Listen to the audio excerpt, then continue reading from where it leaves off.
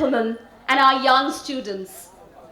I take pride and pleasure in welcoming you all to the panel discussion, the signature event of the higher secondary section of National High School, Sarat Bose Road campus.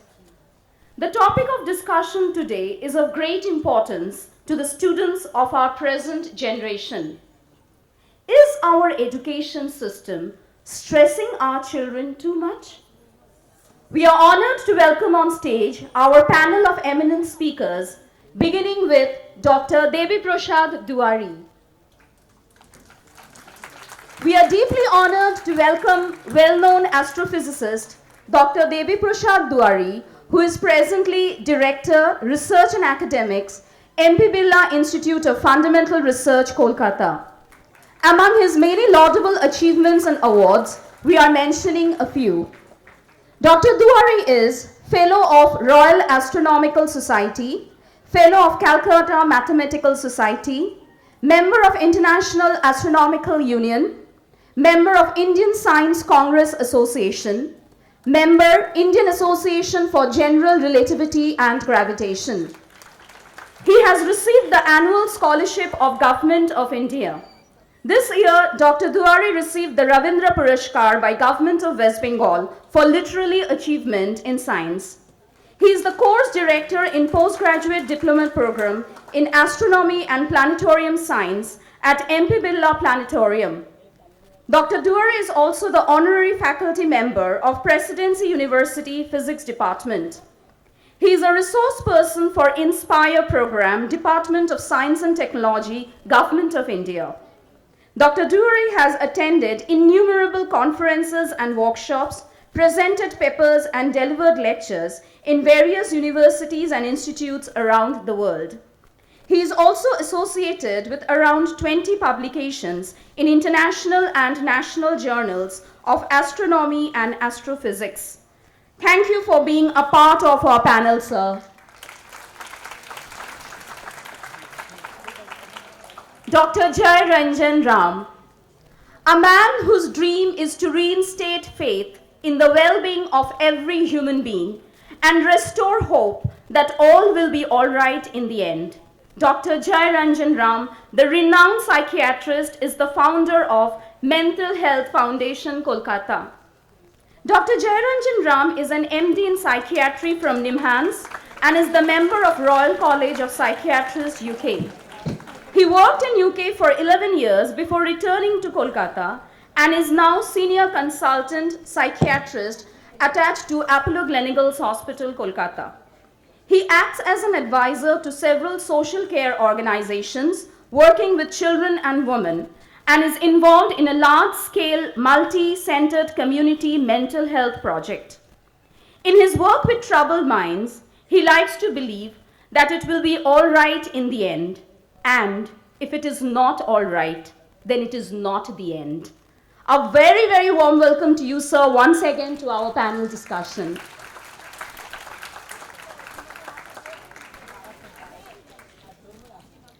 Our next eminent guest is Ms. Kavneet Khullar. Ms. Kavneet Khullar started her career at the Indian Institute of Cerebral Palsy as a speech therapist and is currently the trustee and principal of Akshar School.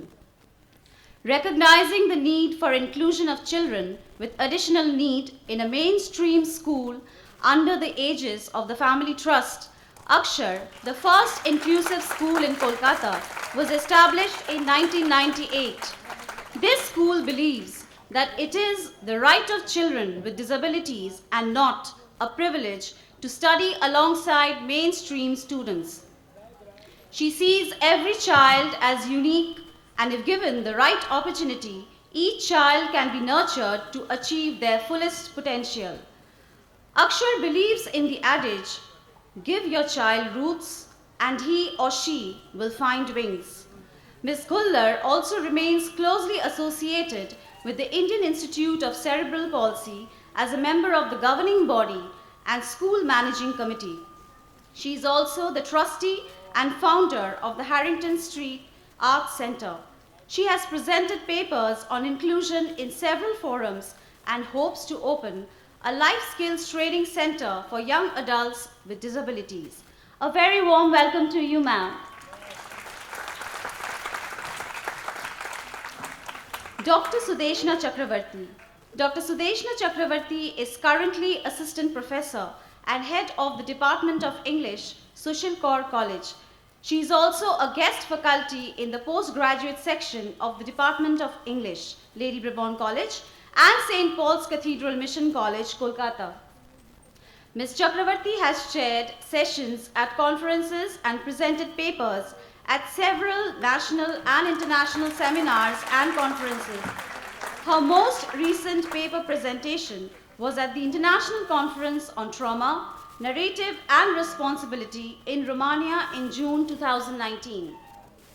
She was the co-convener of the English and Cultural Studies section of the recently concluded edition of the Indian Social Science and Humanities Congress, Samagam 2019, held at Jadavpur University. Her edited book, Gender, Constructions, Connotations and Representations, was released in this international conference. Her areas of interest include gender studies, folklore, and culture studies. We welcome on stage Dr. Sudeshna Chacravorty. Okay.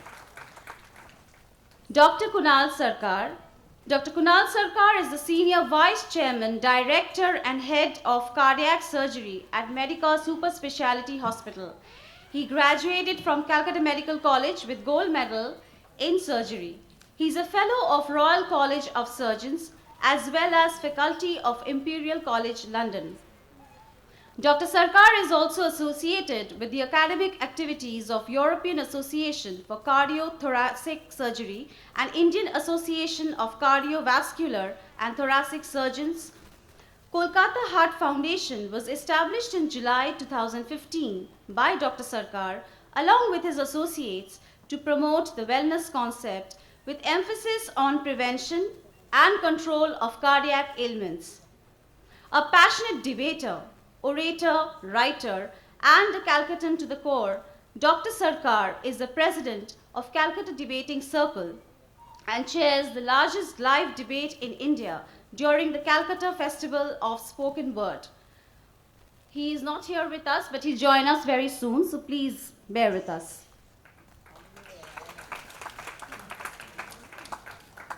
And finally, a very warm welcome to Dr. Sandip Chatterjee, our moderator for the day. Dr. Sandip Chatterjee is the name that represents excellence and commitment to the health service sector. He is a consultant neurosurgeon and academics coordinator at Park Clinic, Kolkata, an honorary professor and head of neurosurgery, Vivekananda Institute of Medical Sciences, Kolkata. He is the editor-in-chief of 2 neurosurgical journals and has over 70 scientific publications and 20 book chapters to his credit. He is also an avid photographer and a founder member of Calcutta Debating Circle. Dr. Chatterjee is serving as faculty for the European Society of Pediatric Neurosurgery and the Asia-Australasian Society of Pediatric Neurosurgery. He is also a faculty of Academic College of the Neurological Society of India. Dr. Chatterjee chairs the prestigious Telegraph debate every year with celebrity speakers from all over India and from all walks of life. We are privileged and proud to have you as our moderator, sir.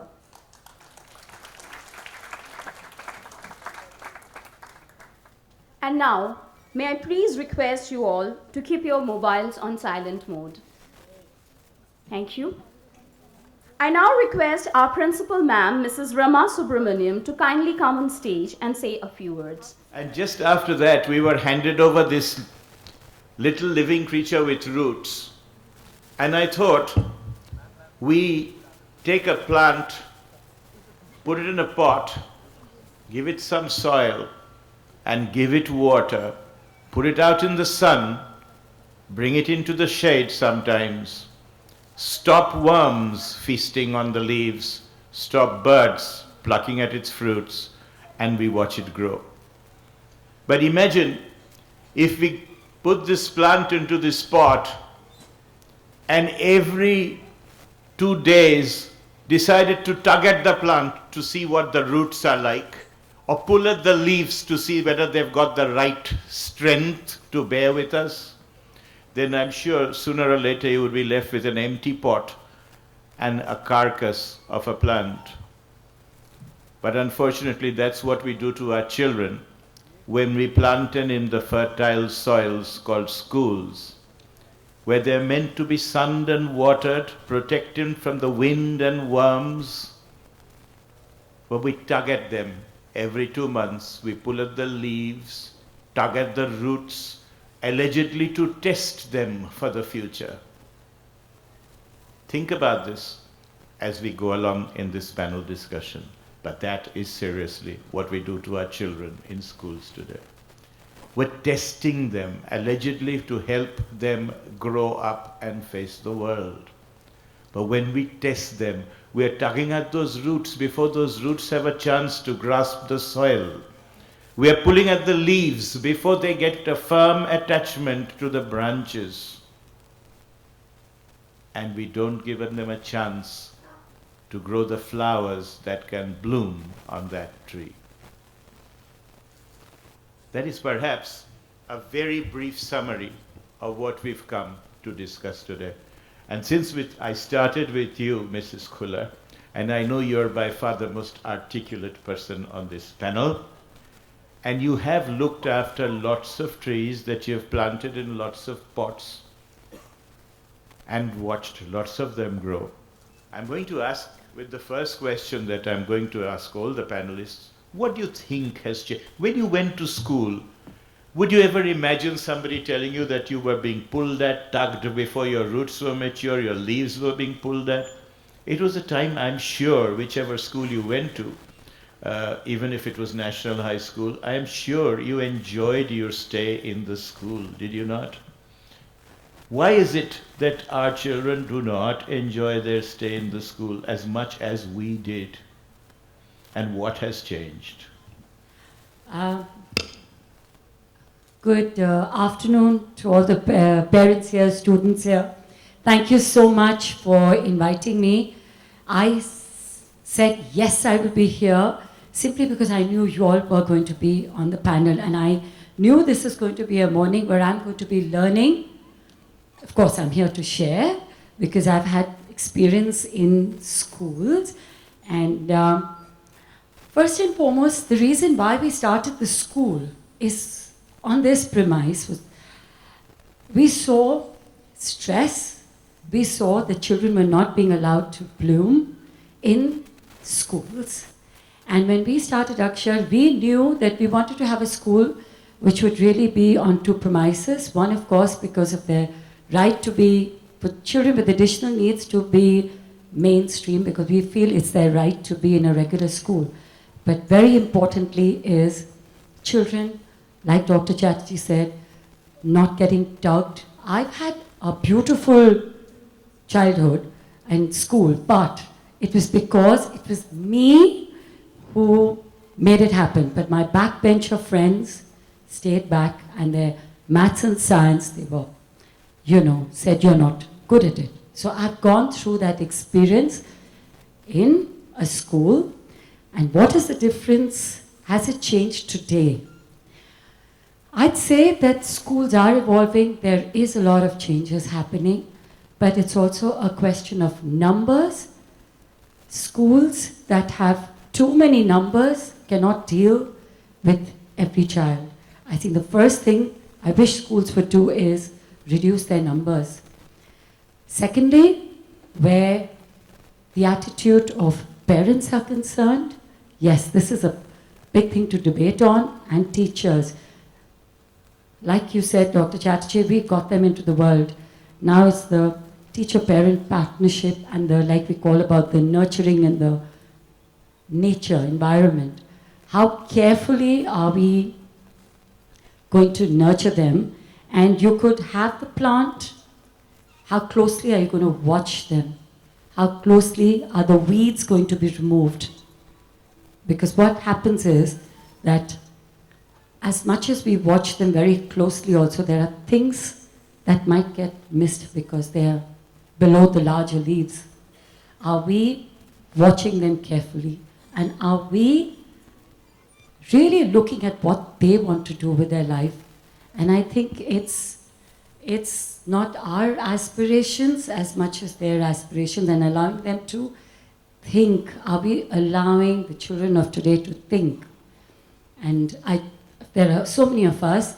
So I just say one thing is that very essentially the dynamics of the environment is changing. We talk about 21st century education. We talk about nurturing, but we also have to teach them to cope with so much that's happening. I'll take off from one of your statements that you think that what has changed in education is that perhaps the teacher's attitude has changed, the students' numbers have changed, and of course the parental expectations seem to have changed, and I'm not particularly certain why that has happened. But every parent wants their child to come first. When you have a class of 45, you can't have 45 people coming first. And that's quite a problem of basic statistics. I'm going to take this opportunity to ask Dr. Ram, what do you think has changed? The syllabus, the parents, the teachers, or our children themselves? Good afternoon, everyone. I think the world has changed, I think that is very important. And I remember Dr. Kunal Sarkar, I think in couple of, I don't know which panel discussion, he said something which kind of gave me the entire light. He said that the Indian education system is modeled by the same Britisher who has engineered the prison system, Thomas Macaulay. So therefore you can draw many parallels, I think the simplistic answer is that we live in a completely different world now and our education system unfortunately hasn't adapted to it. This is complicated also by the fact that the pace of change in the world has, so rapidly progressed that the parents, teachers, or so-called the adults, we are trying to prepare future citizens and trying to educate them within quotes for a world which we don't know. There is huge amount of uncertainty. Our parents or our generation, we don't know how to deal with many of the challenges which are so common now. This high level of competition, social media, how do you prepare children, value-based education, is it the value-based education you should focus in parallel with academic achievement? Because we have seen in recent years that academic achievement is a very poor correlate of future outcome and success in whichever way you define it. So I think the whole complexity arises because we are dealing with so many unknown factors that we don't really know how to prepare our children, and therefore we go on the same model of ancient archaic teaching, which causes stress because it is not in sync with what is required to build future citizens. Since you quoted Kunal, I will go to Dr. Sarkar and ask him what he thinks has changed with the education system and with parental and teachers' attitude to the students that has caused all this stress. Thank you, Sandip. So how many of you watched Howdy Modi? Put your hands up. Quite a few. How many people were there in the audience? 50,000 American Indians. Who do they represent? Like when the Archbishop of Canterbury came to Jallianwala Bagh, he started with an apology. And I think the Prime Minister of this country owed an apology to that 1% representative of American Indians, because they represent the citizens to whom our country could not give an opportunity. So it should have not started with an act of triumphalism, but it should have started from a mark of apology because we represent a society in evolution. When we talk about India, Indian education, etc., like all of you and some of us who've been born in the post-independent India, we tend to think that this is how things were like all the time. They weren't. In the 10,000 years history of Indian civilization, about 95% of the time, or maybe more, maybe 98%, we have been totally feudal. There has been no population expectation of education, standard of livelihood, nothing. There is no evidence. You may have had a lot of educated people in post-Harappan age, Vedic age, etc., but the mere caste system was structured in such a way that it excluded 80% of the population from even having an aspiration, standard of life or education. It persisted through the Islamic history of India, and the colonial phase of 200 years of British colonization made it 25 times worse. So in this perspective, you've got to see what India is. The affluent, the socially developed societies of today are reaping the benefits of their education, economic, technological prosperity that has been acquired over the phase that we call the Industrial Revolution. The technological revolution, the education revolution, and that period of history, boys and girls, unfortunately passed us by. We were completely in a different time frame of history. So it is only in the last 71 years that each and every one of this 1.2 billion population has a right to education, has a right to healthcare. This is something very alien to the Indian social persona. It never was there. We were completely, chromosomally, we were feudal. So what has really changed is we are struggling to give decent opportunities of livelihood to this 120 crore population over a very short period of time, because 70 years is literally nothing in the life history of a nation. And what is the side effect of this? When you analyze stress, stress is a term which probably came into medical existence sometime in 1927 to 1929 through a chap called Alex Sale or something like that. Ram would know it a lot better than I do. But it existed far above, and you've got to look at the root cause of stress. And the root cause of stress does not lie with education. It probably, some of it is education, that all of you know a whole lot more than I do. But the mass, the enormity of the population, seeking a livelihood, seeking a decent life, seeking a roof above the head, seeking education for children, seeking healthcare when they want to, is a tremendously pressurizing situation, because of which there is a disbalance. You know, we boast today we are the 5th largest economy of the world, but we are 104th as far as per capita GDP is concerned. The average monthly income of an Indian still today is not 4,000 rupees. Today you go back home and very happily pay your security guard 5,000 to 7,000 rupees a month, on which they've got to support a family of probably 4 members, educate their children and what not you.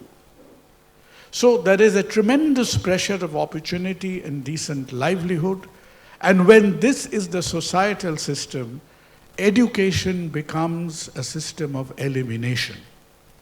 It does not become a system of value addition, it becomes a system of elimination. We are constantly, through various rote learning methodologies, we are constantly inventing ways and means of how to eliminate people. Only 8,000 can get admitted to an IIT every year.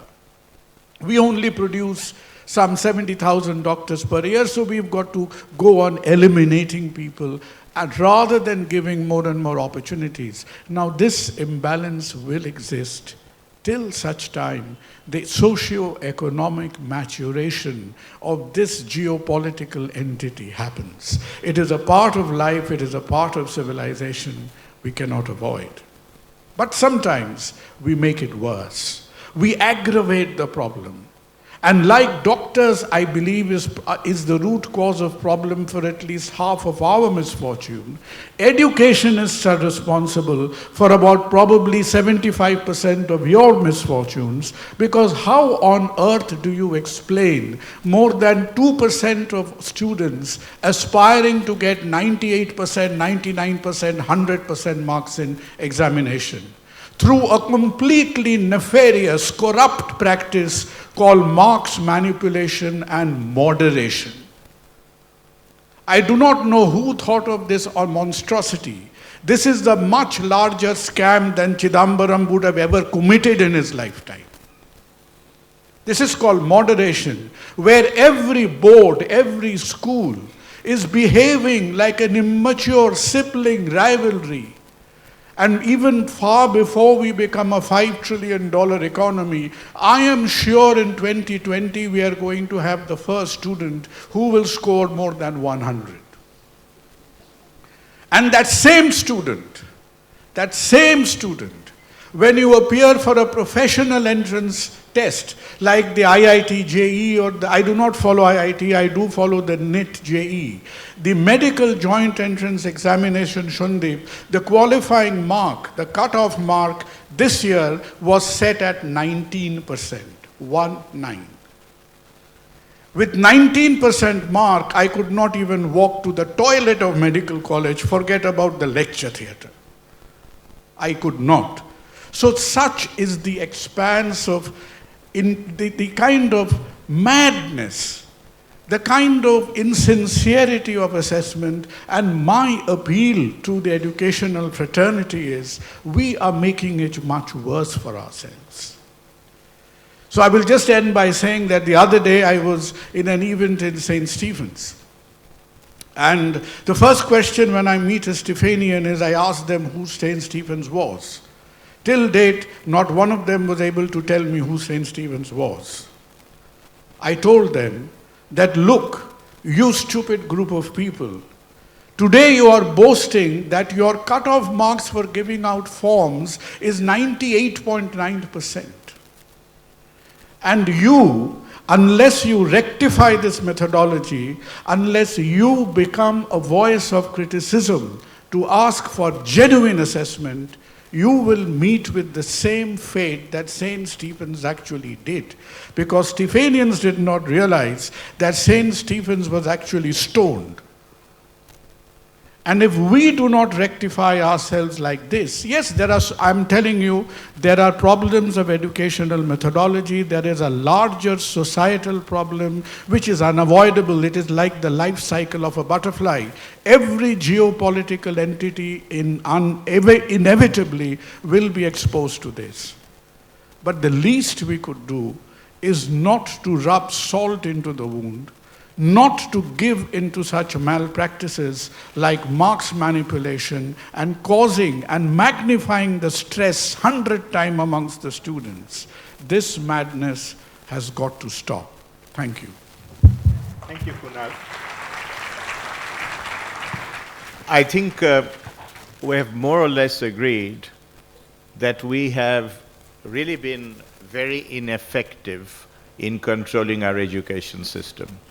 And I think on that note, we should ask somebody who is very actively into our education system to give us her opinion about whether she really thinks it is the education system that is guilty, or is it the teachers, the students, or the parents? Thank you, Dr. Chatterjee. Very good afternoon to everyone.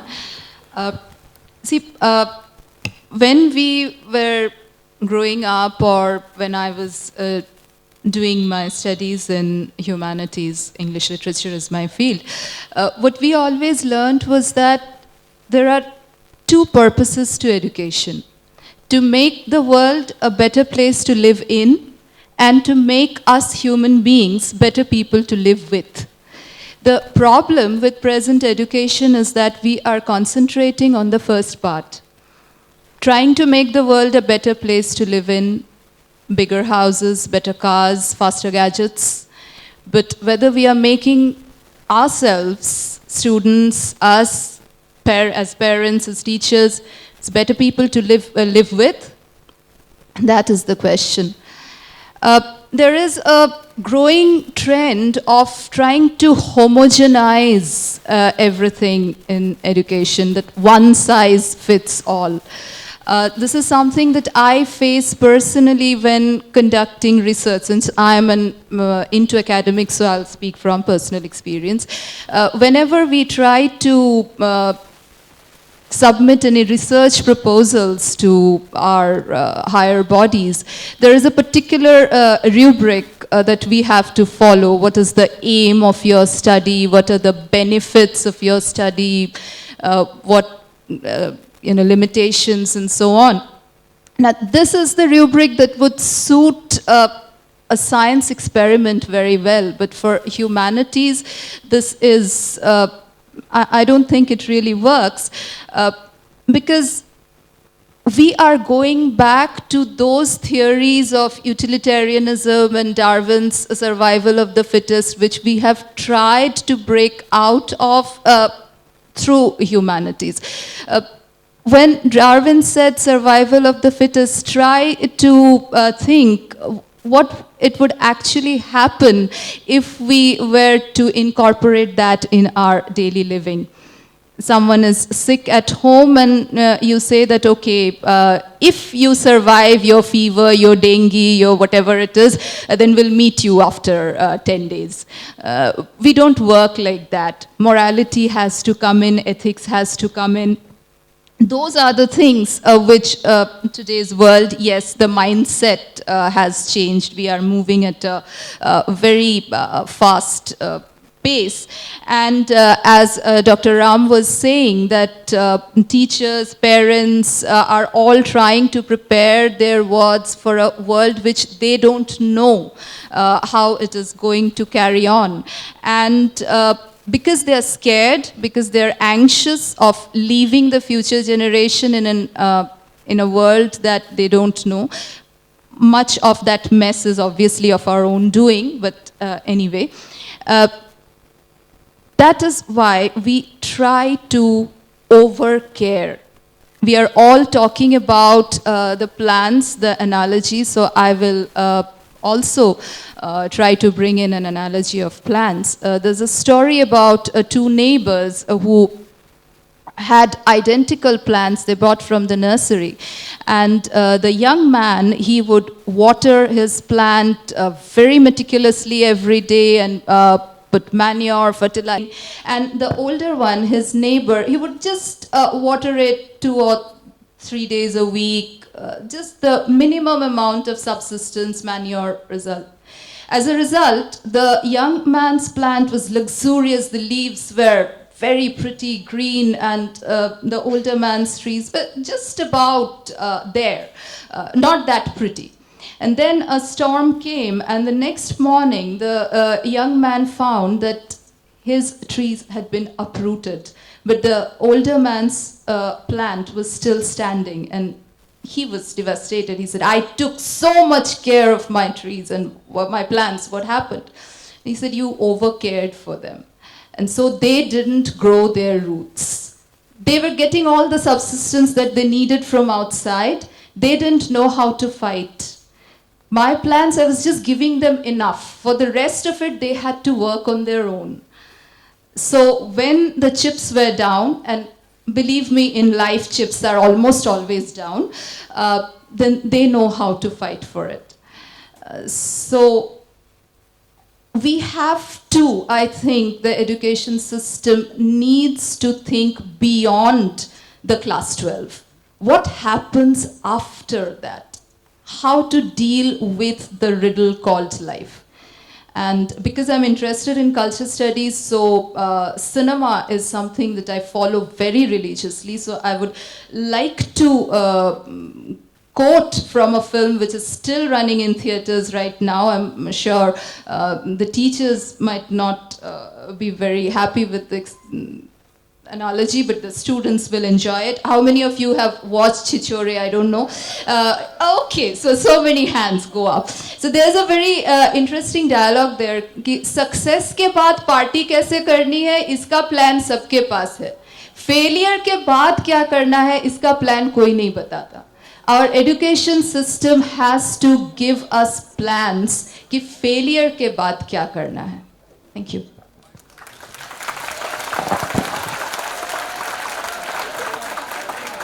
Can we have some little more light on the audience? We've been plunged, the audience has been plunged into darkness.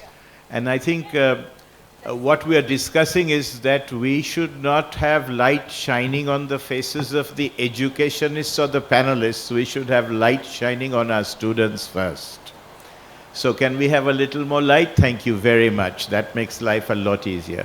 I'm going to, before I introduce the next panelist, ask a question.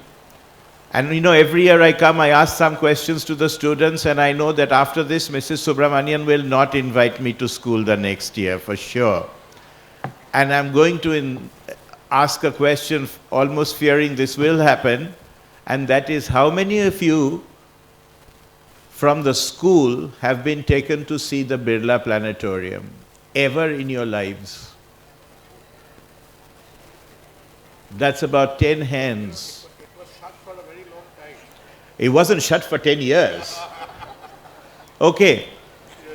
And then if I ask you, how many of you have had to learn which year Ashoka planted his edicts, which year the Kalinga war occurred, and which year Bhagwan Mahavir was born, or which year Chandragupta Maurya died? How many have you been taught all this in school? Everybody. So what is the relevance of an education system that teaches you which year Chandragupta Maurya married? And if you can't answer that, you lose 5 marks in the history long question.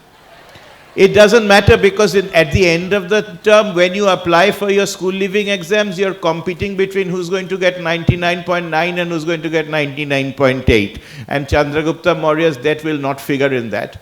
But unfortunately, this is what you're taught, but you're not taught that there is something called the Birla Planetarium, a wonderful place to visit in Calcutta, where you can get so much education and you can learn more that you can be taught in 5 physics and 200 mathematics and 500 astrophysics classes. On that note, I'm going to get in Dr. Duari. 10 people from this school have visited the Birla Planetarium. Do you think now that because of stress, it's our education system responsible, the teachers, the parents? I think first of all, I'll thank the organizers for inviting me. I'm a learner here. But don't thank them because they haven't taken the children to the Right. planetarium. Okay. No, see, I'm neither an expert in psychology or physiology or even an educationist in that formal sense. But in my last 20 years, visiting around 1,400 schools in and around West Bengal, I generally do interact with young students because that's my passion. What I've come to realize that this particular aspect, the stress, this particular word, is becoming day by day very important, not only for the students, but for the parents and for the people who are trying to improve the society. In this particular aspect, I will say, I personally feel the education system per se cannot be blamed only for the stress factor. My earlier panelists, other panelists have already mentioned the different aspects, the parental expectation, the societal situation, sometimes the home environment, and ultimately the socio-economic situation and condition of each of the students and their parents. So these do play an important role. But what I have found is that if I can divide, though it is not very sort of proper to do that, but if I can divide the schools in urban areas and rural areas. In villages, in rural areas, I have seen students are not that much stressed as they are in a metropolitan society or in even the suburbs. And these issues of, I should not say rebuke the student, but because he or she may commit suicide, this does not arise at all till now in a rural circumstances. So that is a key issue, that is a key problem. So the education system cannot be fully blamed on that. So what can be blamed? Or rather, it's not a blame game. What can be decided on this particular burning issue? Is it to do only with the parents? I personally don't think so, because as Professor Ram and other panelists have also said, they also are unsure of what is there 10, 15, 30 years later for their wards, for their sons and daughters' future. So they speculate and they try to equip them with the ability to fight and struggle 20, 30, 40 years later than the present time. And in that, what I personally feel very much nowadays, instead of a school education system, we should parallelly have a parent education system. How will the parent know what is best for their students? It is not just by their emotions, because today's world does not run on emotions. But one very important aspect of development of stress in a young mind, I think, is through emotions. It is, and that is the least addressed aspect of our education system. First of all, don't mix up with this moral science class with emotional intelligence class. Moral science is something. Don't tell a lie. Even a 5-year-old knows everybody tells a lie. Even his parents tells lies. So what is the problem in that? So the aspect of emotional intelligence, because our definition of intelligence is how a person, a young man, can either face or navigate around challenges, mathematical, linguistic, technical, commercial, financial. But how to navigate through your mind, that is a big issue. Because to me, this aspect has never been discussed in our education system starting from the Macaulay's time. It was either you learn or you perish. If you do not learn, you get punished. Either by the teachers 30 years back, now sometimes by your parents, sometimes by the society, and sometimes by the board, which gives you 91% marks instead of 99% marks. So the system is, the problem is very deep-rooted. And not only just a panel, it's the teachers, the regulatory bodies, the policy makers, and ultimately, probably to some extent, the politicians who run the country has to sit together and try to address the burning issue from our own aspect, in the sense from the demographic point of view as well. Because India is a different story, as Dr. Kunal Sarkar so nicely said. Our mindset, our expectations, our legacies are totally different. So if somebody tells me, you know, the Finland system and primary education is absolutely beautiful, it's the best in the world, can we adopt it? You cannot adopt it as such. So we have to reinvent, we have to evolve our thoughts, then try to blame the education system and ultimately try to blame the young students that you are not good. We have to ask that with the introspect, each one of us, what are we doing? We are saying so many things. We are expressing anguish. And some students actually take help of that. I will just 30 seconds. There's a story, just 3 years back I heard from a teacher in a very reputed school in Kolkata. A student in class 9 in a co-education school was making very much critical mischiefs. So the young lady who was a teacher, she got very annoyed. She said, you stand up and then I'll take you to the principal and ask him to give a TC. And the student in front of the class said, ma'am, that's fine, but you should not forget that it is my parent who is paying the tuition fee, is paying for your salary. Class 9 student.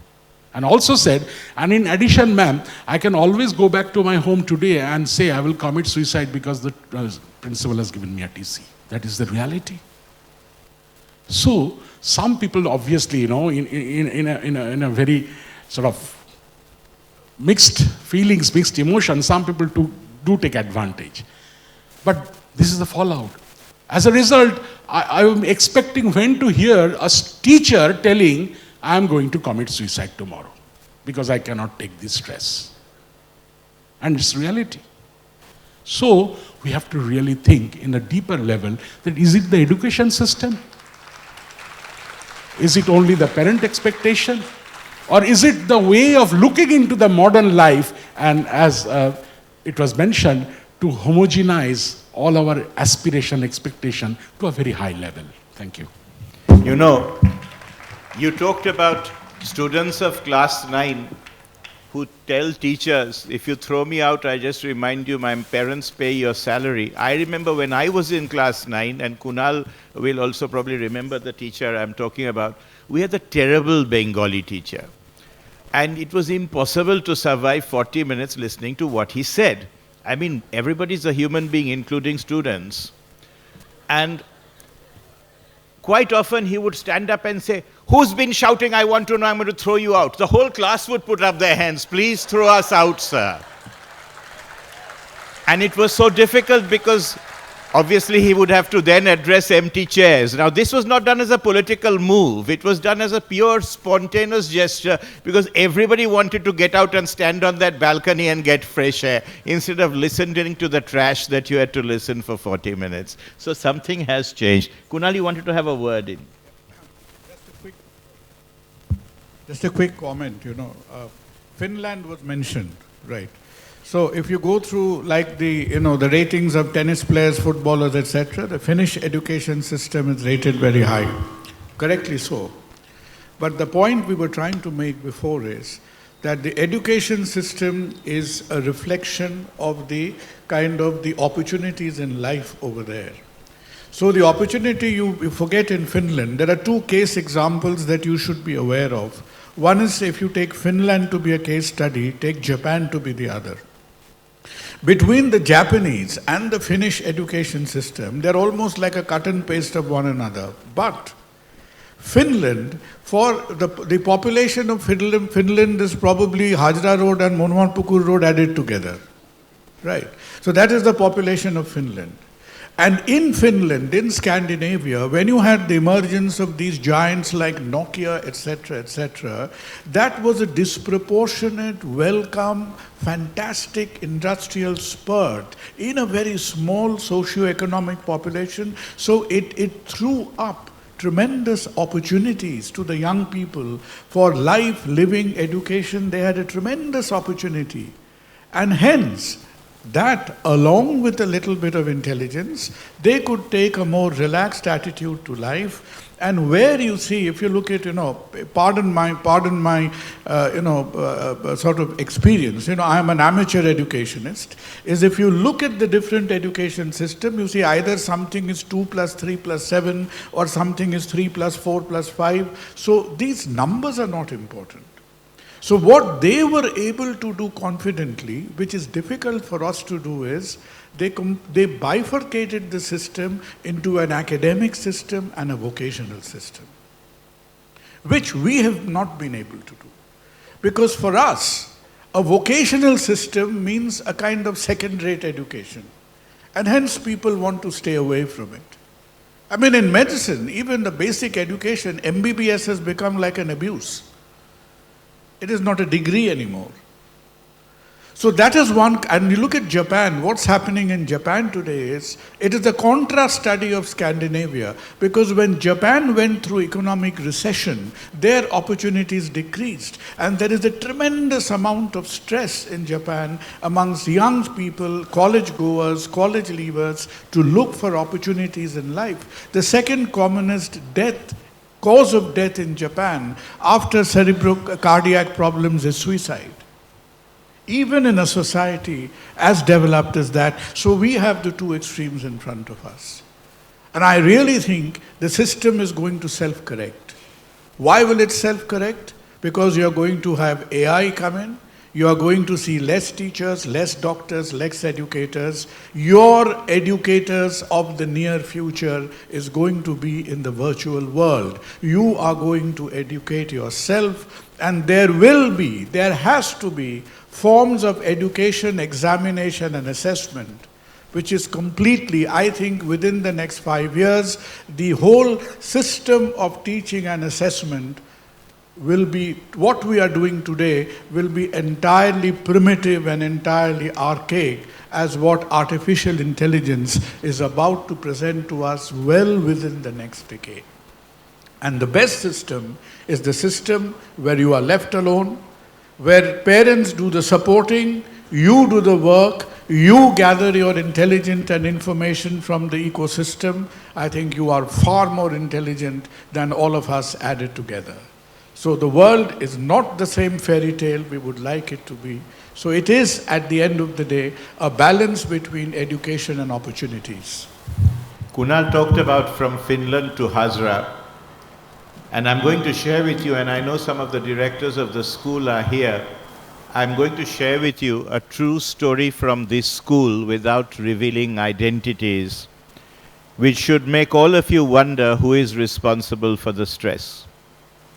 There is a student, and I will not mention he or she, and I am personally aware of this student's existence and marks, who at the end of class 10 examination in this school got 95% in geography, history, English, and 92% in the language, 70% in science, and 58% in mathematics. Now this child's parents have a completely blind desire that this child has to become a doctor.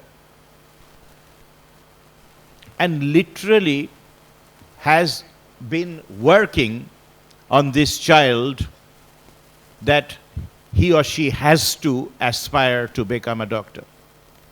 So this child ends up in the science section of class 11 of your school. But no teacher ever, class teacher, principal, educational coordinator, all the teachers that you have, nobody ever thought that somebody should tell her or her parents that she has such an aptitude for arts, where she's got over 95% or he has got over 95%, he or she should think of a career there than in a subject like science, where in the class 10 leaving exams, if you get 50s and 70s in mathematics and science, you are obviously not one with an aptitude, even given that you may not have performed that well. Nobody in this entire school, from director to the class teacher, thought that somebody should have word with the parents or the teacher. I did try. It was a miserable failure, because the teachers had not told her that, or him, that he or she should not do this. Nobody had told the parents that they should not force him or her to do this science forcibly. And of course, who is the victim of all this, what I call educational arrogance of parents and teachers? It is that poor student, himself or herself, who will have to find out one day the hard way that her or his aptitude for the arts was far better, but he or she has been forced to do something science. Even if he or she gets into medicine and becomes a doctor, which I think is highly unlikely. Do you not think that we are responsible? I am talking about a real-life example from your school, and I am not being critical of your school. I am being critical of the education system in which you and all of you work. But it is they on the top floor that are being victimized. It is they that will suffer. And will they stand up one day and forgive us as parents and teachers for forcing them to do what we want them to do? And I think that is fundamentally the source of stress.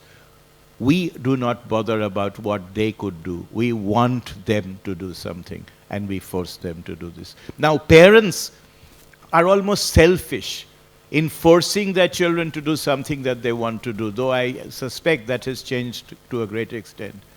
But you as teachers and educationists are there to stop this madness on the part of the parents, instead of succumbing to it.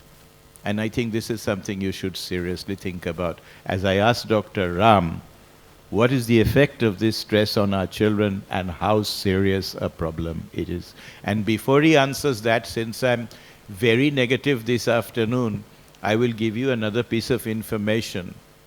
30% of female student suicides on this planet occur in this country.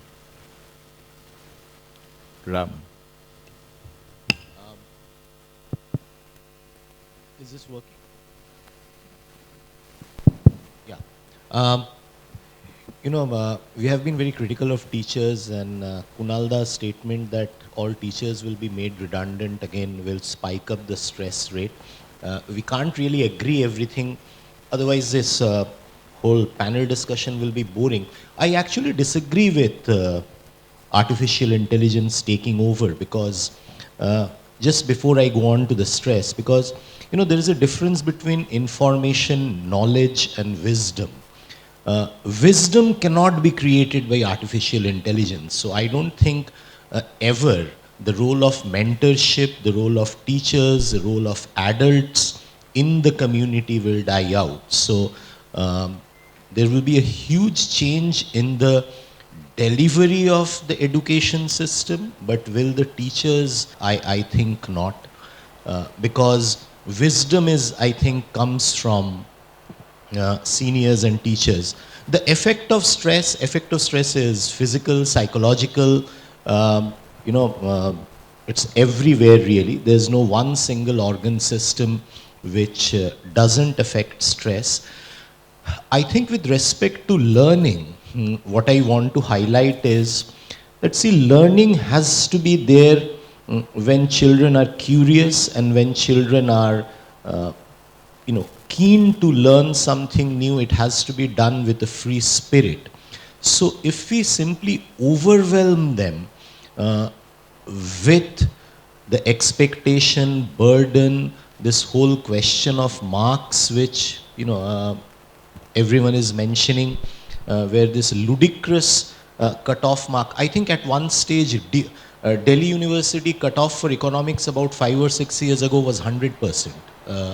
That was the cutoff mark. I think we are bound to fail because no one can learn in a stressful environment.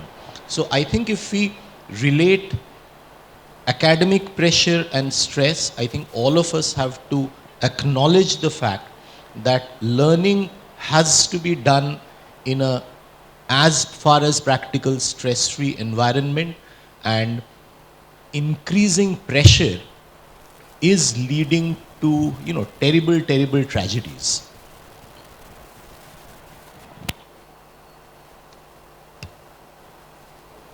Sorry, Mrs. Khullar. You deal with children who are subject to a lot of stress. The thing that Dr. Duari was saying about parent education, and when we are talking about the educational system, I feel that we have come a long way in the educational system. Besides the marks that you have to get probably to get to a St. Stephen's or etc., the opportunities are there aplenty now. Boards have started making it easier for children. Boards have started extending themselves for children and have started offering subjects. If children cannot do science, maths, we've come a long way. There is so much more available than what was available to all of us. We probably did, become a doctor, engineer, whatever the various fields are. But today, there are so many subjects available, but there has to be an awareness. And parents have to be important, and they have to be told that this is not the ultimate. And when you look at the larger, picture, I think there will always be those who want their children to be toppers, but we are changing. Times are changing where people are getting, the younger generation, younger parents, they know that there is much more than being a doctor. They can be an environmentalist, whatever it is. Everything is more than being a doctor. It's the lowest thing that you should aspire to do today. Pardon me? No, not that. No, certainly not. But yes, when we talk about institutions where they've got to make it stress-free, I think, it's the policymakers and giving teachers a little bit of freedom. Because if you're going to tell the teachers, this is the syllabus that has to be completed, this has to be done, that's not what is required anymore. Nor does ICSE ask you, or CBSE. They've all gone to skill training, but it's what parents are aspiring. So I think it's unfair to say that the education system, it is we who have to change our strategies, and it is we who have to make learning stress-free, and it's how we teach children in the classroom. A lot depends on us, and how much time can we spend with parents? Because I think we all find time has become, so limited, but you've got to outstretch yourself. Call that parent, like somebody was saying about, you said, Dr. Chatterjee, about not being a doctor, but I just went through some papers of a child who is failing, who's doing miserably in subjects. His parents want him from open school to come back to mainstream. And I see he's done fabulously in environmental science. And I'm going to be talking to them and say, why is it important? Let's do this. So it's our time also with parents, our time with teachers, giving a little bit of freedom. And knowing the economic education system, I think it's not fair to say that times have not changed. It's changed tremendously. And the children upstairs, they know what is available. We need to tell them what is available. And I think parents need to be called in and say, what is their dream? What do you want? Let them think. You're not allowing them to think. And I don't know, are parents giving enough time? Are teachers giving enough time? Mrs. Khullar, the boards now approve of a lot of subjects, as you said. But I'm still waiting for the day a student from National High School or any other school can go to Mrs. Subramanian and say, in 11, 12, I want as my subjects physics, cookery, and judo. All of which exist in the board. But do we allow our students to do these subjects? Chatterjee, that's in Akshar. I have 2 children who want to do physical education from 40. I had 2 who want to do fashion designing. 2. I got them, there's 1:2, and I've got 550 children. I've got 80 teachers. That's the philosophy of the school. I'll make you follow your dream. Is that what you want to do? So maybe it's not possible for all schools to do that, but that's our job, to let them follow that's their our dream. job. That's our job. If you come into education, then you... Dr. Duari wanted to say something. Yeah, basically I just wanted to make a comment in the sense that freedom, I think that should be the keyword.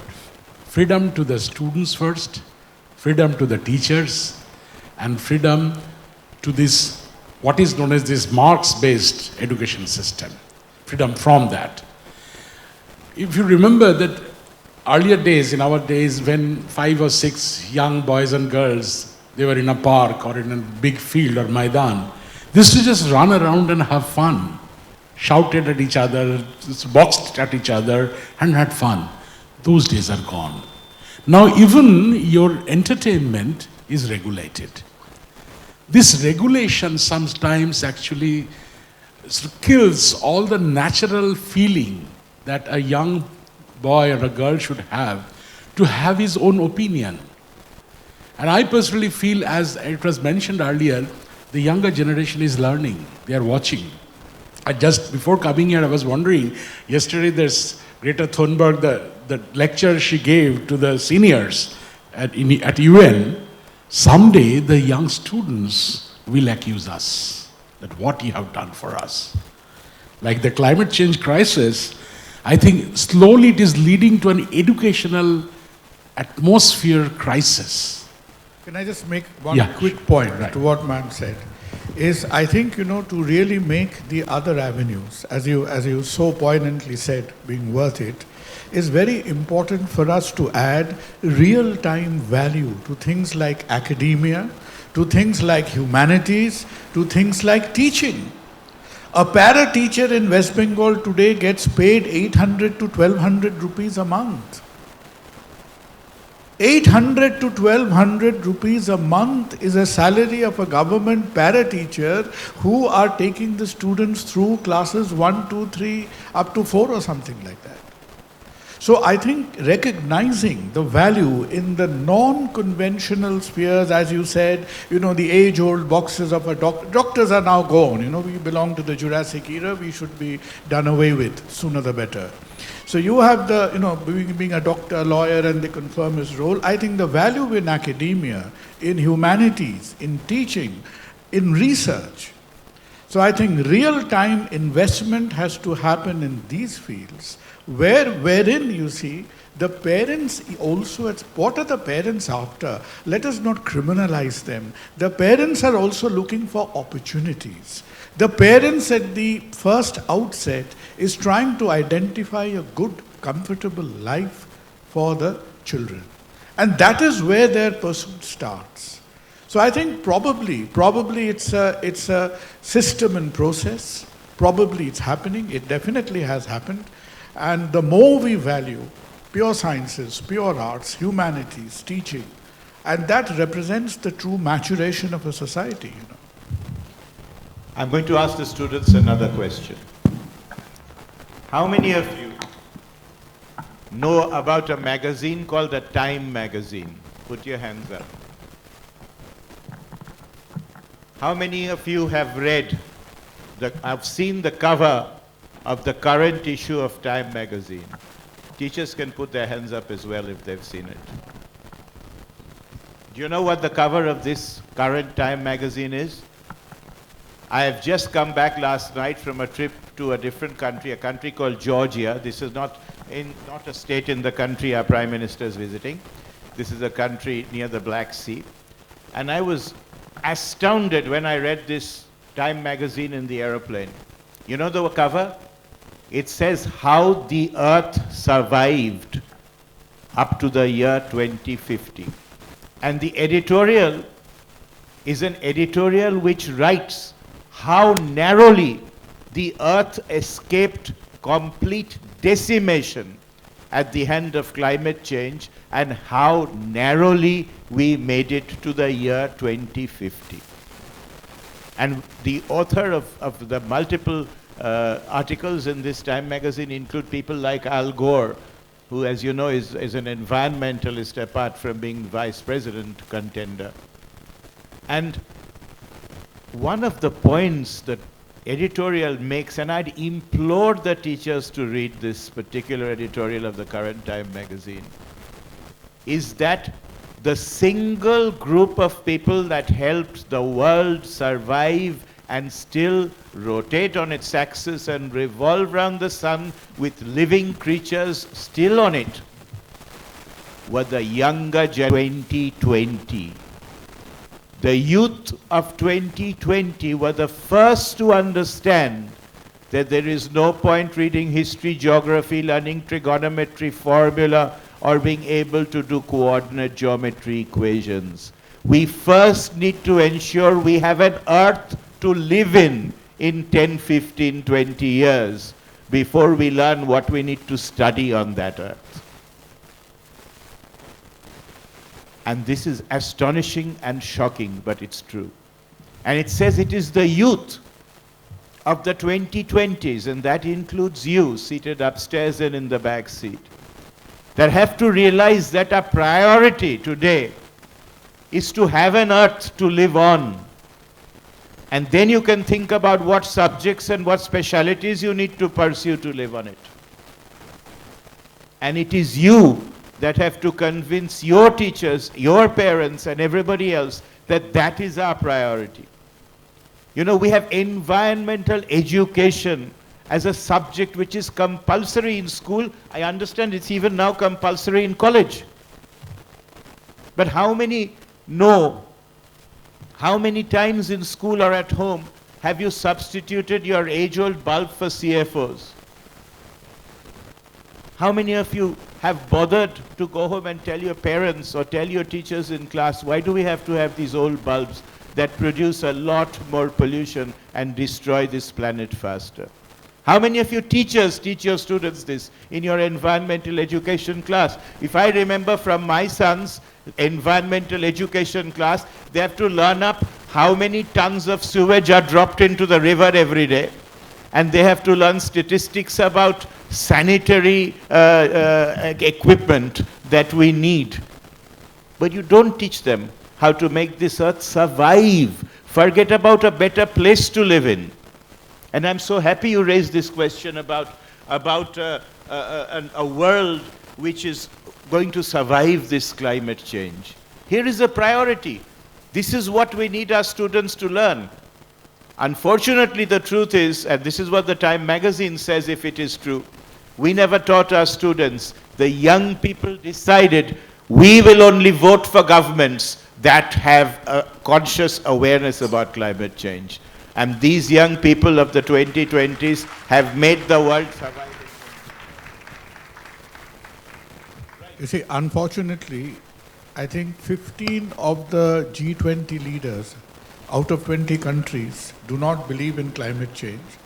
And just a health warning to Sandip, you should not discuss Time magazine that eloquently in India, because their cover just before the election was Modi the Great Divider. So ever since that particular issue of Time magazine, it is not exactly the bee's knees of world journalism as far as India is concerned. A bit careful. You know that one of the amazing statistics that I then read up, just to check, and I'll share the statistics with you. In the year 2019, we have lost over... This microphone go off from time to time because I might be saying something against the school from time to time. In the year 2019, we have lost people in Indonesia, in sub-Saharan Africa, in the United States of America, in places as remote as Iceland, in Japan, due to natural disasters.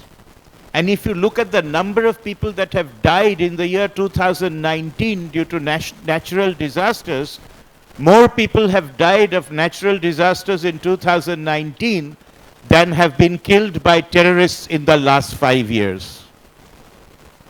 The United States spends $1.3 billion to curb terrorism. It currently spends zero for climate change. That is where we elders and seniors and those in power are. How can you expect these young boys and girls to have any respect for us at all? But this is true statistics. It is something to think over when you forget to switch that light or fan off in your classroom when you're leaving. And on that note, I'm going to ask Sudeshna Chacravorty, do you think that we have a different approach in this country compared to the rest of the world in education? And it is this different approach that produces all the stresses? I would like to just take a break and thank Dr. Ram for giving that much needed heads up to teachers that we are still relevant, or I was just about to slink away unnoticed here. So thank you. And to come back to your question, I wish sometimes that we had a different approach to education here. The problem is that we are too Eurocentric in our way at looking at education. Of course, the Finnish education system or the Japanese system and so many were talked about. And of course, there are lots of things that we could emulate from there, but as a country, we have some problems which are uniquely ours, and they are hardly ever addressed. I'll just give an example of what I'm trying to say. We are talking today about stress and the marks problem and everything. one of the ways in which this stress could be reduced, our education system, they came up with one of the solutions, was to introduce the semester system. That students having to carry the burden through the whole year, so it's better that they finish it off in 6 months, and so they don't have to remember it that long, and so on. But the problem with this homogenized solution is this, that I teach in a rural college, and many of my students, when this CBCS system was introduced, the question that they first came and asked me was, "Ma'am, does that mean we'll have to buy new books every 6 months now?"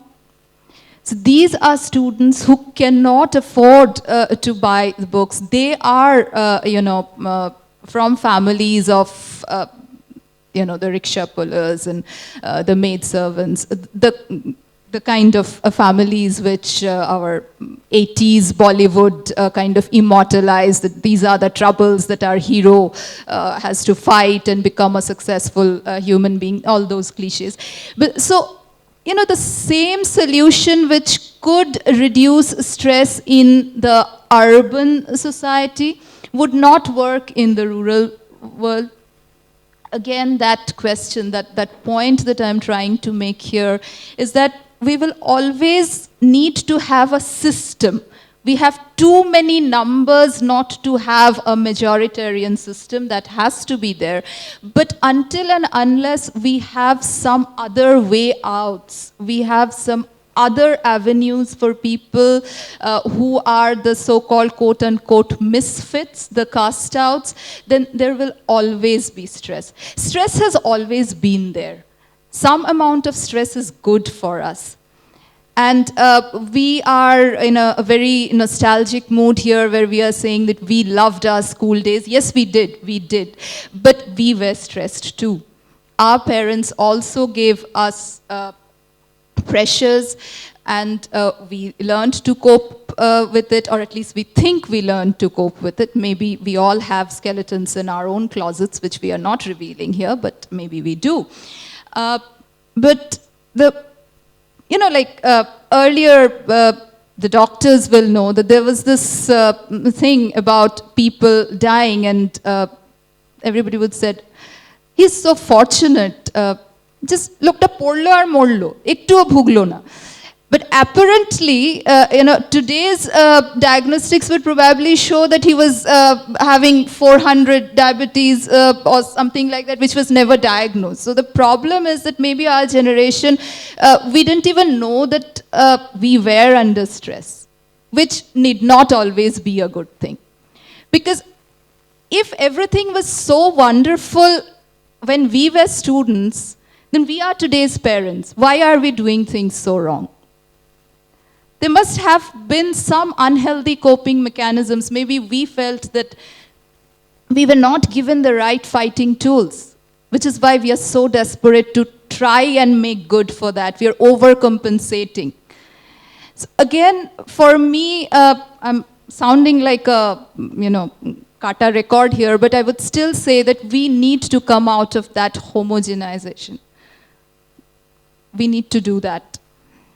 And we need to talk, we need to communicate, and that is where the mentor in the classroom and the parent at home is important. AI can never replace that human touch. Yes, I think true words, actually, it really carries a lot of thoughts also, and it's really good.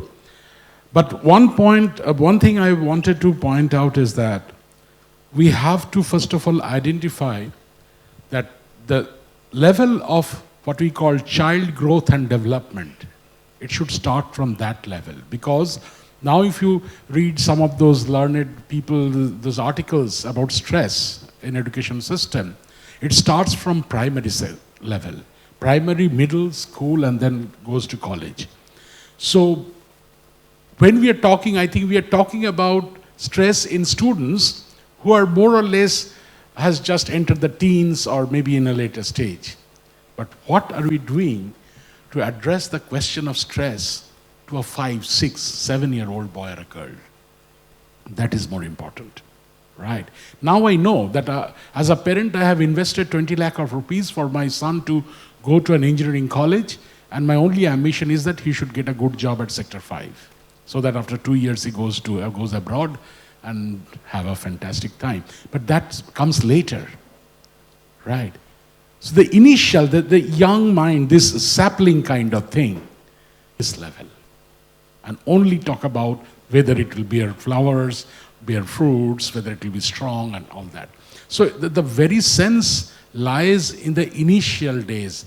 And if we can equip our young generation with these thoughts, with this independence, to understand in their own way what is achievement, what is a sense of justice, or what is empathy, I think the system automatically will take care of itself. That has to be inculcated. You know, I just met last week a young boy who's a patient of mine who I've been seeing for the last 15 or 20 years, who went to one of the best schools in Calcutta. Then, in fact, went to St. Stephen's in Delhi, and then went to Berkeley in California to do a master's in English literature, and ended up doing a PhD on Shakespearean works. And I said to him, what was different? He said, you know, the first play that I discussed when I went to Berkeley, I said, which one? He said, Merchant of Venice. And then he said, this was the same play I was taught in class 10 when I gave my ICSE exam here in so-and-so school. And I said, so you went all the way to Berkeley to be taught the same thing? And he said, you know what the difference was? Here we were asked, what did Shylock say on that Sunday morning? How did Bassanio respond to this? What was Portia's speech in the courtroom? Write a gist of Shylock's speech against so-and-so. And you know what I was asked? The first day I was told, do you know, have you read Merchant of Venice? I said, yes. The first question they told me was, tell me, if you were writing the play today, how would you have ended the play differently from the way Shakespeare did?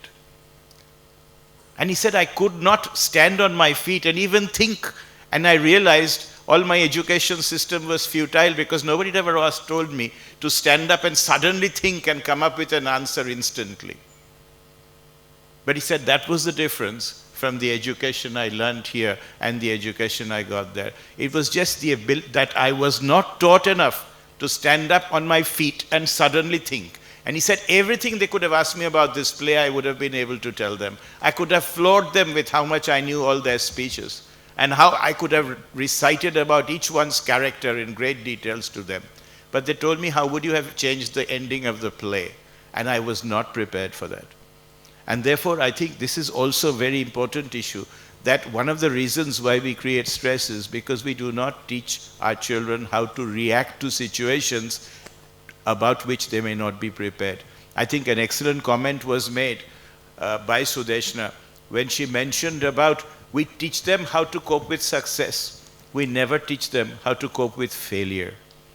And you know, I always say this, one of the first things my father was a professor for 45 years, and I have now also just finished 20 years as a professor, believe it or not, so you're not in bad company as far as teachers are concerned.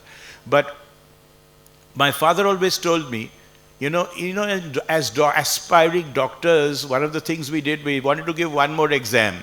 Then you got 4 more letters after your name, or 3 letters, or 5 letters. And ultimately you had so many letters after your name that your name was dwarfed.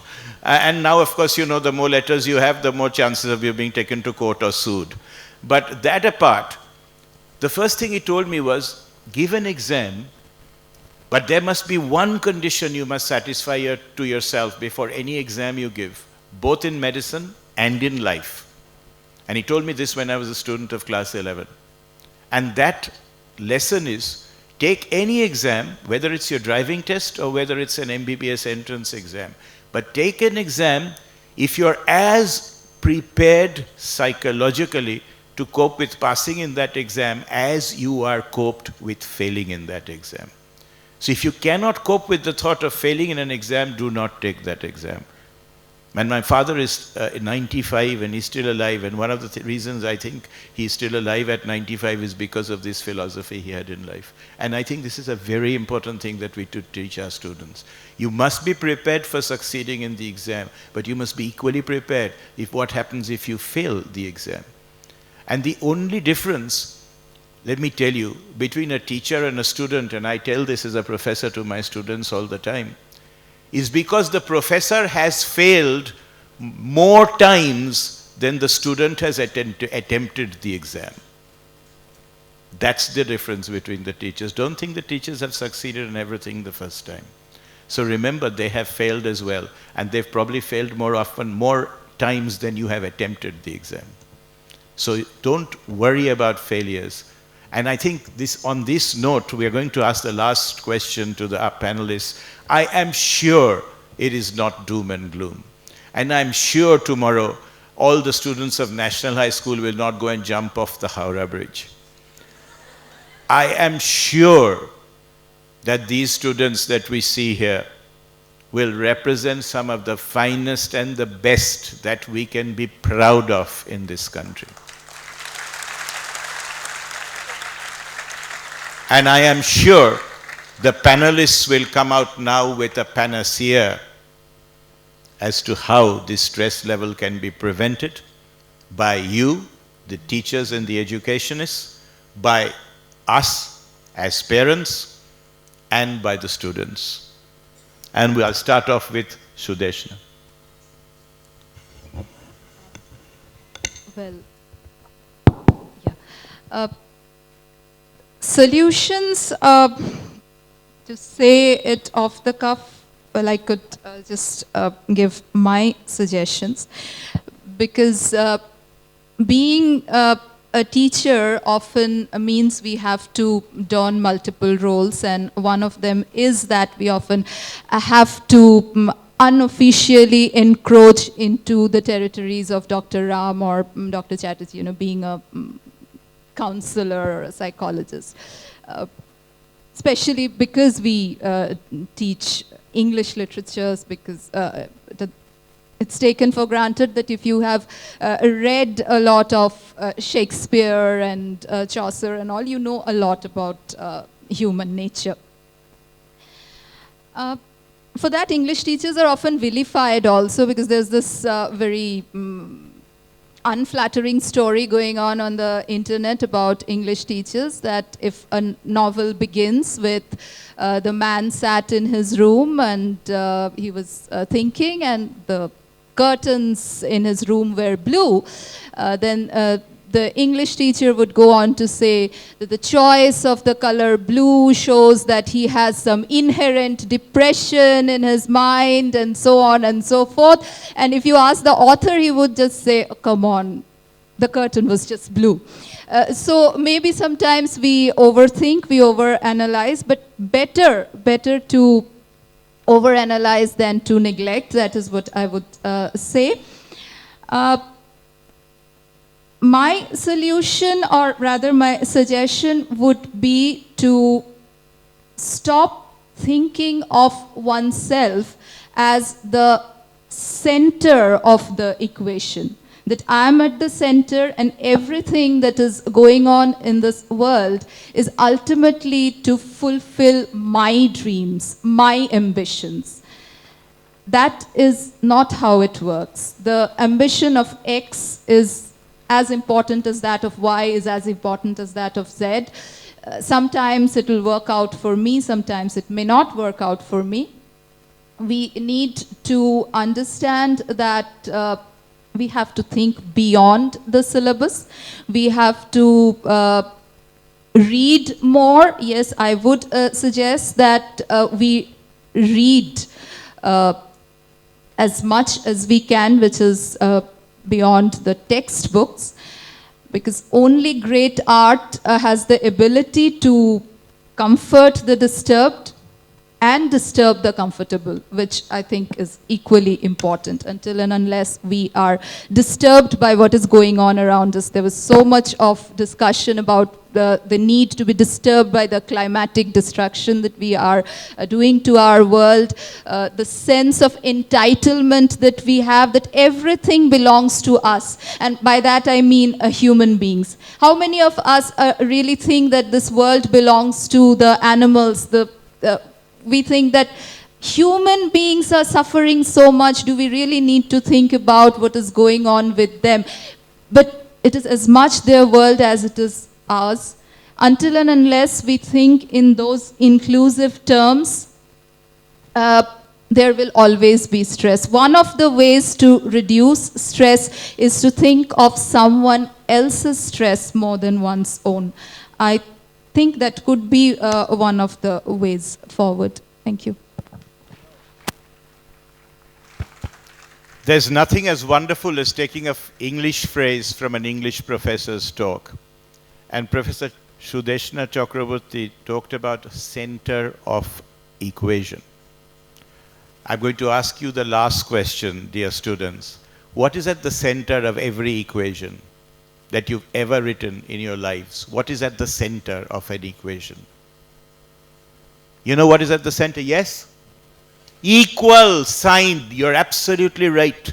The center of every equation, there is an equal sign. And we talk about center of equation being this and this. There is no other center of any equation. Every equation center is an equal sign. So every equation that we talk about, the emphasis is on equality. We are all equal. Teachers, directors of schools, panelists who come to schools, students, we are all equal. That is the center of the equation. I'm sorry to be pedantic with your sentence. And while talking about all these philosophical things and knowing that we've given you a lot of food for thought, I think we have to also appreciate there is now thought for food because we are getting past 2 o'clock. And therefore I will request the panelists to summarize their vision of the future, 2 to 3 minutes. Dr. Sarkar. Thank you, Sandip. I think, it's terribly, terribly important for all of you and ourselves included to realize that we are all individuals. And it is terribly important for all of you to realize that what do you like to do and what are your innate and intrinsic strengths. And the rest of your life will be a journey that you do what you like to do, that you perform to your strengths, and the rest of life's journey cannot be just time spent for hiding our weaknesses.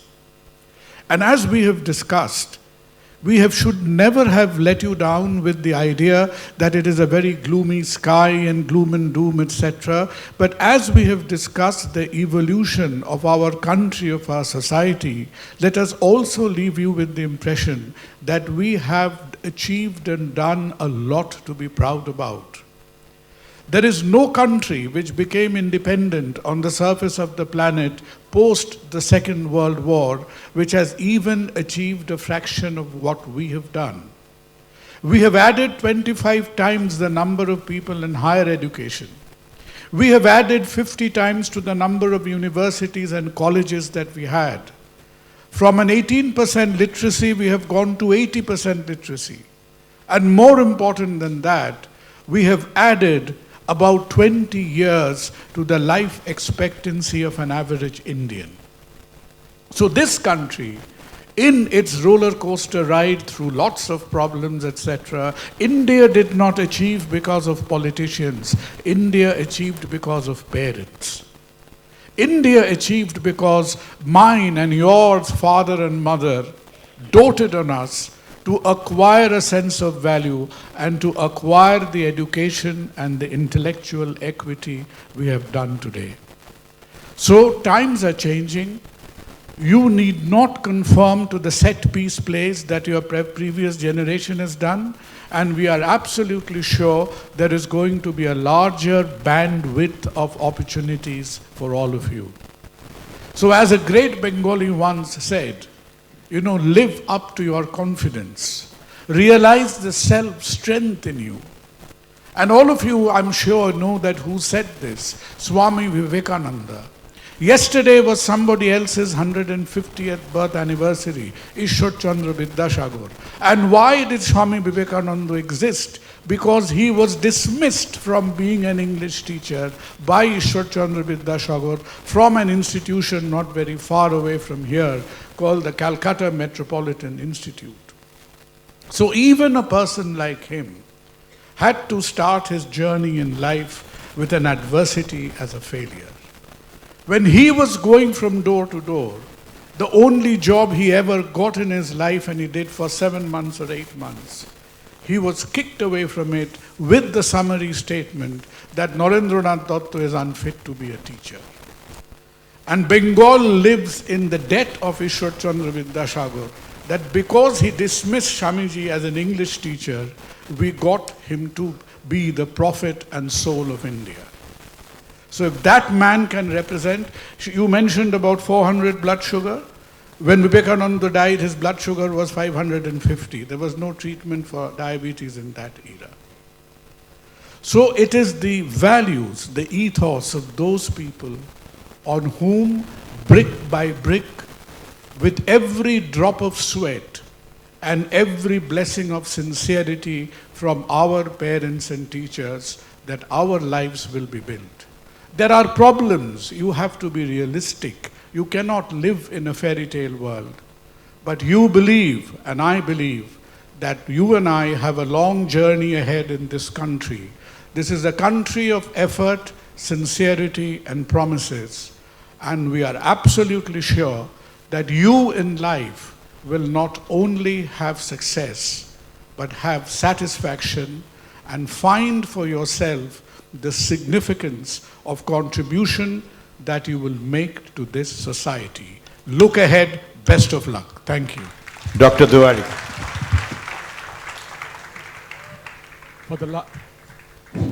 For the last 7 years, I'm involved in a project called Technology Vision 2035. It's being done by a think tank, Government of India, called TIFAC. And ultimately, I'm in the member of the educational technology sector. And the document that has come out is an amazing thing. Not that by 2035, India will be technologically advanced, say, top 2 to 3 countries in the world. No. We have realized the vision should be every Indian around 2035 should be in a mental state to understand their own potential. That is the biggest thing, as mentioned by the panelists. You should be given that freedom to understand your own potential and carry on ahead. I can say this in this my advanced years, but just to give you an idea, a small example, both my parents, they are both academicians, they decided consciously, some 45 years back, that I should not have any private tuitions or a coaching school, coaching classes. I was devastated. Because I was studying in a school, at that time every student was having at least 7 to 8 teachers for all the 10, 11 subjects. And as a result, what happened, the number I scored in Madhyamik was less than the number I scored in higher secondary. The number I scored in higher secondary, believe me, was less than my BSc marks. And amazingly, my MSc marks was more than the BSc marks. It's just the opposite way. But I have learned a lot. Because of this freedom given to me, this is for my personal experience, I'm not making a case out of this, but I have realized, let the students, let the kids be free in their mind. Let them give the guidance. Let the parents act as trustees, but not owners of their sons and daughters. Let them be the keepers, but not that it is my personal property. Same way, the teachers also should realize they are laying down the pathway, the guidelines for them to proceed towards their future. So every moment counts for them, expecting all the best from the teachers. So attitude-wise, they have to also rethink, reorient themselves to make this candle glow, even if there is a gust of wind, so that our country, our future, our younger generations today all have a glorious time in the future. That is my only sort of statement. Mrs. Khullar.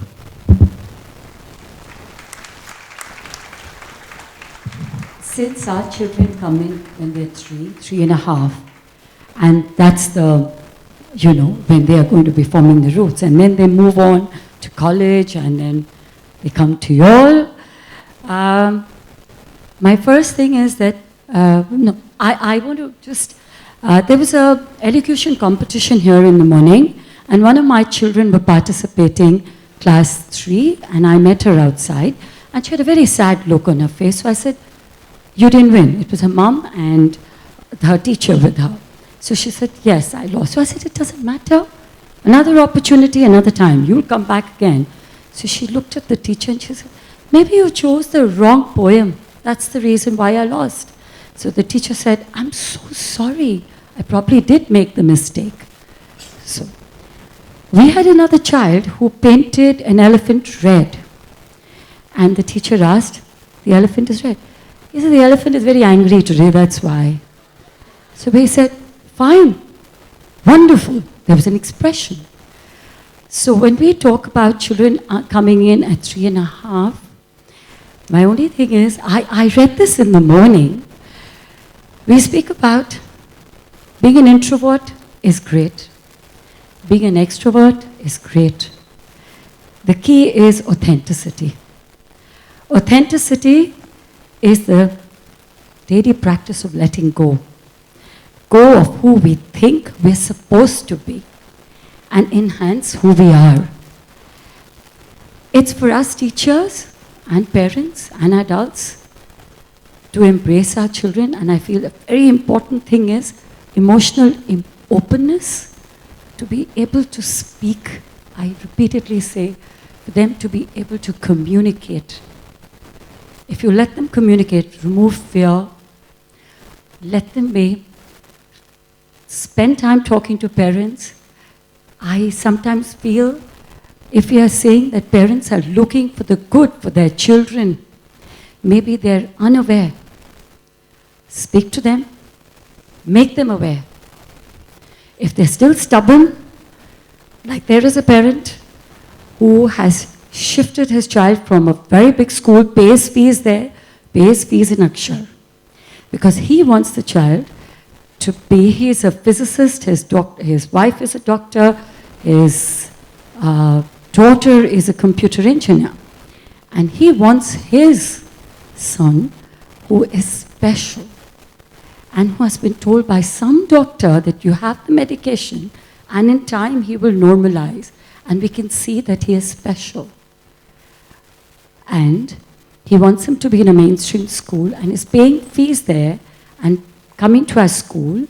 And what is happening to the child at the end? So I gave it a try and I said, okay, let him appear for the exams, and I know I'm doing injustice. But at the same time, I just want the parents to see. And if they don't understand who is the one that's suffering, it's the child.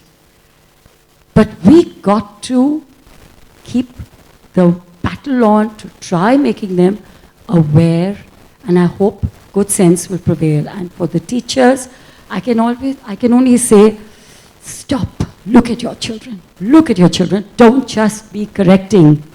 Look at them. There's something in every child. They are unique. Each one that's sitting upstairs is unique. And they will find their place in this universe. There's a lot of opportunities.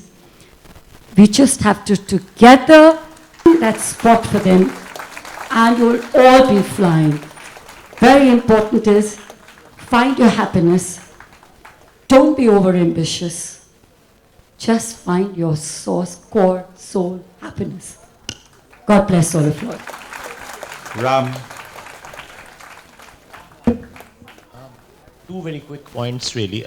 One for parents and teachers really. I think, as Dr. Chakravorty said, and this is something favorite of mine, is more conversations about failure. And failures teach us far more than our successes. In one of the interviews, actually, I was asked, tell me 3 things you have learned from your failure, and I couldn't answer. But I think it is very important for teachers and parents to engage in more conversations about failure. And the other final thing for young people is that I once read Sachin Tendulkar's interview where he said that the problem of scoring 100 is that from the next innings you have to start from zero. And if in 3 words I can sum up everything that I have learned about life, it is that it goes on. So all of us need to take a long-term view. Failures, successes, we have to just kind of keep traveling. Thank you. Well, ladies and gentlemen, that brings us to the end of the panel discussion. We have learnt a lot from our panelists. I think the students themselves have been given a lot of advice. What is so important about education, as I feel?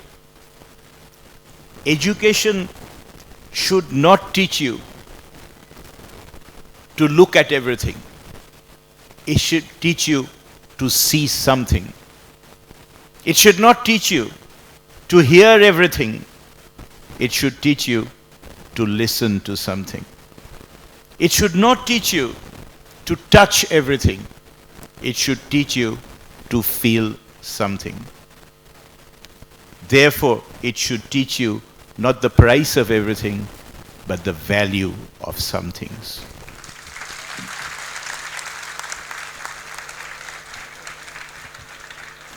My favorite comment was stolen by Mrs. Khullar, because she said there is something unique in every child.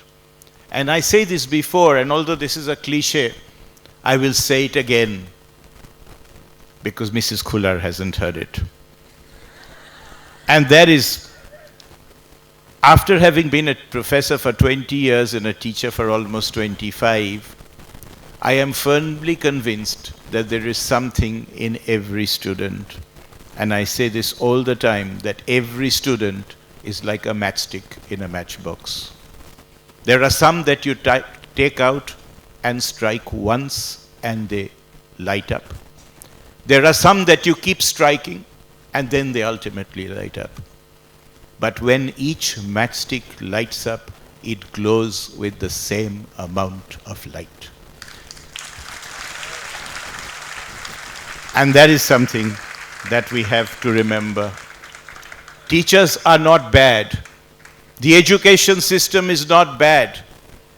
Mrs. Subramaniam rings me up and tells me, I've got severe back pain, I need to come to see you. I tell her, come tomorrow. She says, no, my children are giving an exam at the moment. I cannot come till their exams are finished. You still have teachers that are like candles. Remember the candle? They still burn themselves out to give you the light that you need. Show them the respect that they deserve. Our education system is horrible, as you've heard. But remember, it is the best of the available options you have. You have to learn to live with it. Thank you very much. You've been a great audience.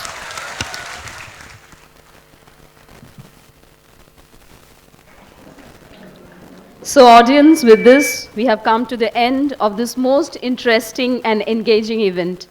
We are thankful to all the excellent speakers for sharing with us their valuable opinions and giving us useful suggestions. I'm sure that you all have enjoyed and cherished the session with our eminent panelists. Thank you all for being such a wonderful audience. And now, I'll request our respected principal ma'am, Mrs. Rama Subramaniam, to please come up on stage and speak a few words. Our moderator, Dr. Chatterjee, spoke about the analogy with plants. We too don't want to keep tugging at the roots to check on them, but we are in a system which insists on transplanting often. I'm sure we all want to give our best. Practically, we try to do so in many ways. It is heartening to hear that teachers will not become redundant from Dr. Ram. Thank you. Increasing pressures are obvious, but practical time is of essence at all times. To teach the students how to survive the stresses created collectively by parents, teachers, career compulsions, society, and making dreams come true, whether they are realistic or unrealistic, we need to have more sensitive school boards. We should have experienced teachers, psychologists, and right-thinking politicians, knowledgeable parents, as Dr. Duari had suggested, people like our distinguished panelists, please give them a big hand, thinking for students as well as for teachers, and most importantly, that emotional quotient today needs to be given equal, if not more importance than intelligence quotient. My heartfelt thanks to our esteemed panelists for your precious time, and thank you again for being a great audience. Thank you very much.